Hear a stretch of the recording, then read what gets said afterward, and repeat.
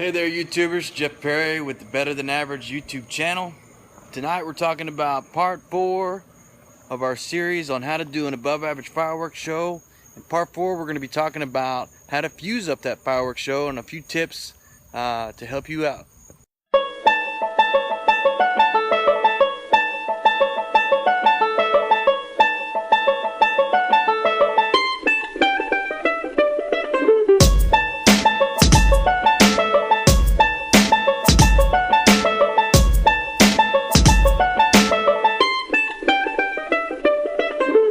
Part 4 tonight, we're going to be talking about how to fuse up that fireworks show. This is probably one of my favorite parts. It's kind of a labor of love. If you're just doing cakes, this part won't take very long, but if you built your own little racks, this part's going to take a little bit longer. So it's one of the pieces of the show that I really enjoy doing. It just takes a little bit of time. So I'm going to show you some of the tricks and techniques to help you be successful doing this. First, we need to talk about some of the items that you're going to need to do this. So, of course, you're going to need some shells, and the one we're going to do tonight, I'll show you where it's going to be in our show. But I'm going to put some 60-gram canisters and then some of these little artillery shells. Of course, you're going to need some fuse. You're going to need some zip ties, or that's the way I like to do it. A little bit of masking tape. And then you're going to need you a good set of wire cutters. So let's go over each type of stuff that you're going to need. These are pretty much self-explanatory. Of course, you're going to need shells that are going to pop. Fusing, depending on the timing of your show, there's a lot of different types of fuse that they make. This is probably the slowest burning fuse that they make, and it burns at about a rate of 30 seconds per foot. It says 80 to 90 seconds per meter. And then this one, I believe this is called American Visco, but then this one is a little bit faster. It's almost similar. It's just a little bit lighter green. And it burns per foot about a half second to a second and a half per foot. This guy is burning, I think this is called Perfect Fuse. It burns 10 seconds per foot. And then this is what we call an instant fuse, or an instant match. Basically, it's going to burn really, really quick, and I could probably burn through this whole fuse in a couple of seconds. So, but tonight, for the main part, since I'm going to be doing some slow racks, this is going to be the meat of my show. I'm going to be using this 30-second per foot fuse, and I'm going to be trying to time these out about 8 to 10 seconds per shot. So this rack has 15 shots on it. The reason I've turned some of these upside down, these are full mortars, is because I'm wanting to give myself a little bit of more room between these. You'll see a rack that I did earlier today. It's already fused up, and it looks kind of funky. It's a little bit different than what most of your racks are going to look like, but this is what it's going to look like when we're finished. And then this over here is a finale rack. You can see it's got a little bit, it's a little bit different. I'm using some of the quick fuse, but we'll go over that in a little bit. So let me set that to the side and kind of go over what we're fusing up tonight, and then we'll come back to these other racks when I finish. The rack that I'm fusing up right now, and if you can come in and take a look, is rack 2E. So I've got 15 shots in this rack, and I'm timing out. I really want to do about 8 to 10 seconds per shot, so this rack will last me a little over 2 minutes. And the 5 racks all here together are all going to be fused together at the end of the show. I'm just fusing up one rack, and then the day of the show I'll come and bridge them all together. But when I hit start here, this should take 10 to 12 minutes to finish this, and that's going to be the heart of the show, and then I'm going to supplement with the cakes on the side. But I'm going to show you how I fuse this up. A lot of people don't fuse their racks up this way, or they may just use one finale rack, and we'll cover that at the end. But like I said, we're starting right now tonight on 2E. I've already done 2D. I'm going to do these a little bit different from what the diagram shows, but I'll show you how to do this. We're going to be doing rack 2E tonight. This is rack 2D, so if you can look at the way 2D comes in, it comes in off of the end of 2C, comes this way, wraps back around, and I'm trying to put as much fuse in between the mortars as possible. Some of these that are close together are going to be harder to do, but the ones on the side, I've really lengthened the fuse and kind of just taped it down. But it runs this way, comes around, and this rack is going to end here and tie into this rack and do the same number this way. Okay? And then it's going to exit this way. So for the sake of this video, I'm going to start here, run my way around here, and kind of give you some tips along the way as how to do this.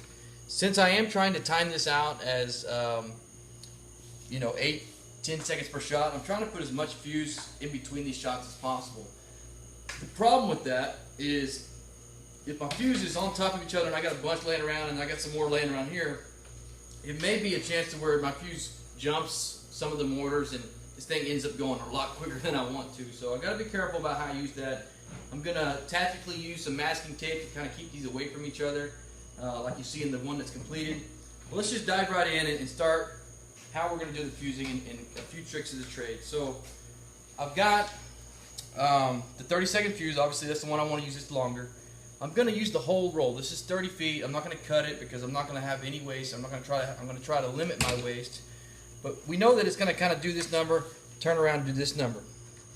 I like to, when I'm connecting these to my main fuse, I like to use zip ties. Some guys will just use masking tape. Some people will use tape that is used like on boxes. They call it magic tape. It comes from UPS. Me, I like to use zip ties. I think this gives me the best opportunity to get a good light on each individual mortar. So I'll show you how to do that. Some people even use zip ties and go overkill and put a little bit of masking tape on that too. I don't think I have a problem because I usually do 2 zip ties for each mortar. That way I get the best connection. So I'll show you my first shot is going to be one of these little artillery shells that I'm going to wire in.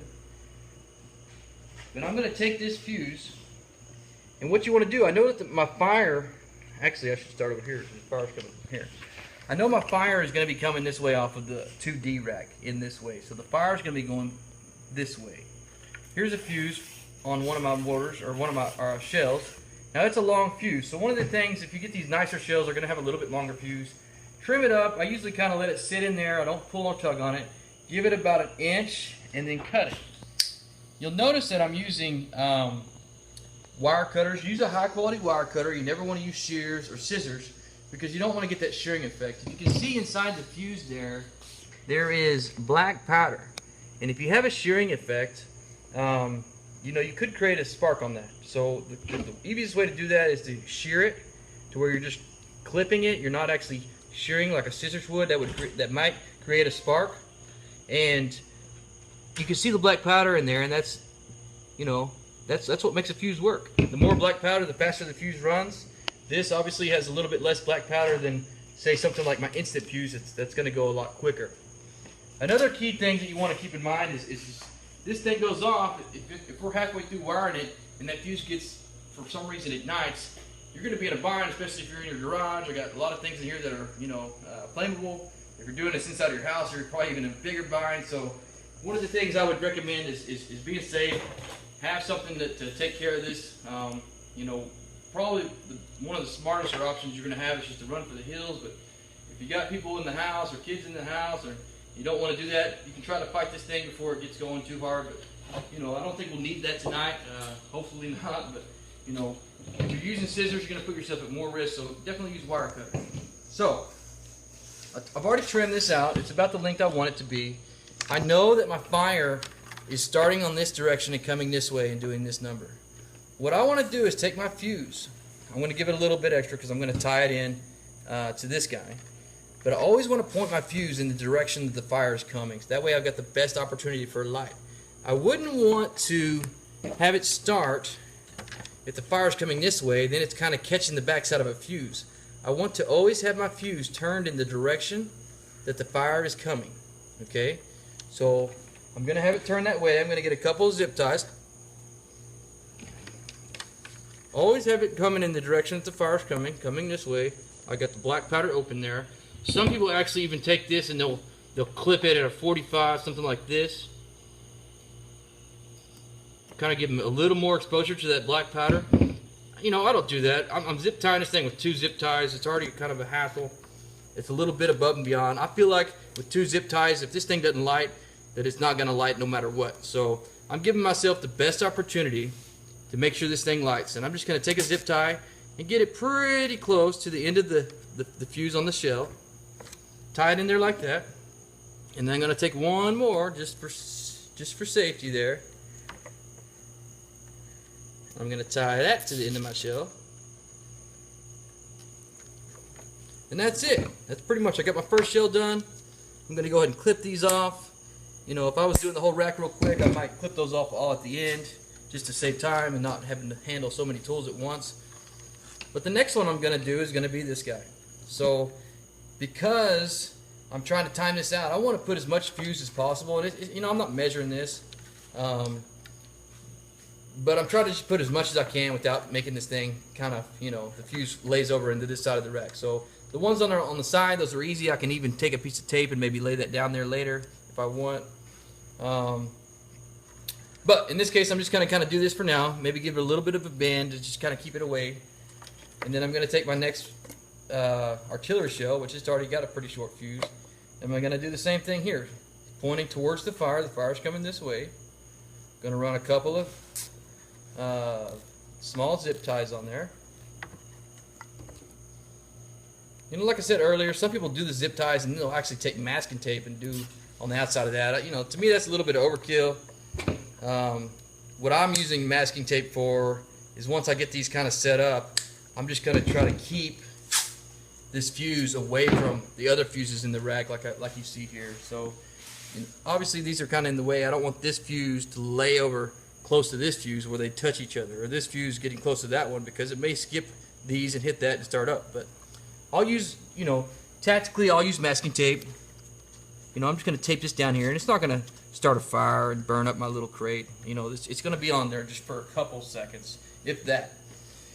Another thing to keep in mind when you buy your fuse, if this fuse is say it does 80 to 90 seconds per meter, which is about 30 seconds per foot, but all fuses are not created equal.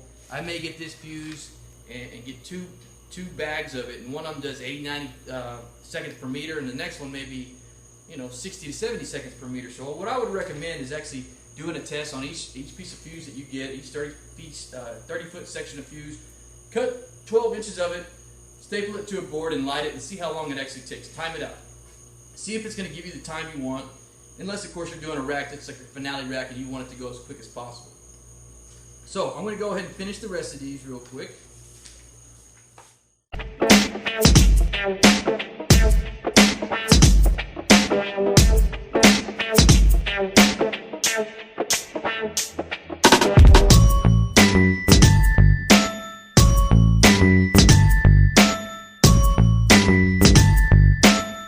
Okay guys, so you know that really didn't take that long.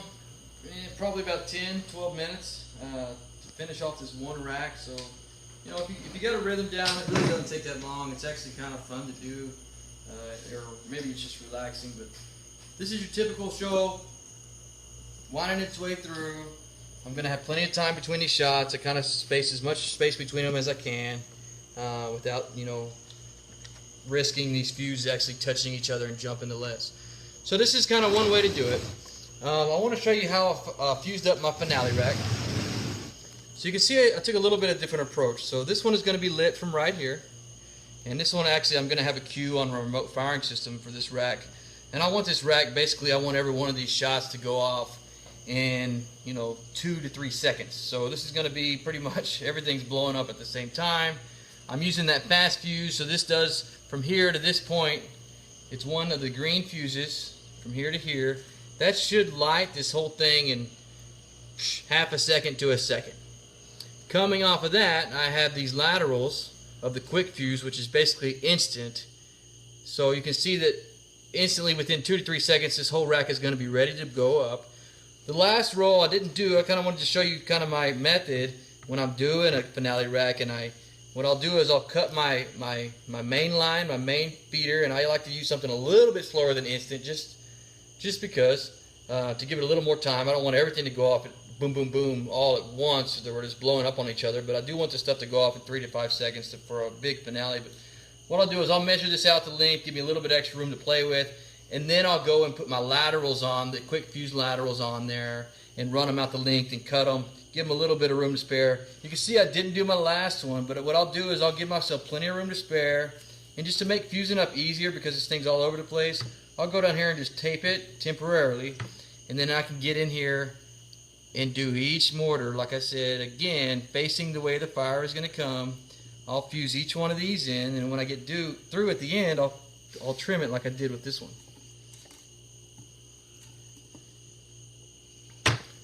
Okay, Okay, so that's pretty much the basics of wiring. What I'm going to do with all these racks, once I get them all wired up, I'm going to set them in succession, probably the day of the shoot, and I'll actually connect them together, the ones that are all going to be connected together. And then we'll be back, and I'll show you what that looks like on July 3rd. We're actually going to be shooting these things off the day before the 4th of July, just the way the holiday falls. You know, we're going to give people a little bit more time to recover in case they don't have, or in case they do have to go to work on Tuesday. So we're going to be shooting these off July 3rd. I'll do a video update that morning of this final fusing, getting all these things put together. And then our last show is going to be basically putting on the fireworks show and seeing how this thing looks. You know, all the work we've been putting into this. So tune in about a week or so. And you'll see the finale for all this going up, and let's see how it looks. Thanks for tuning in.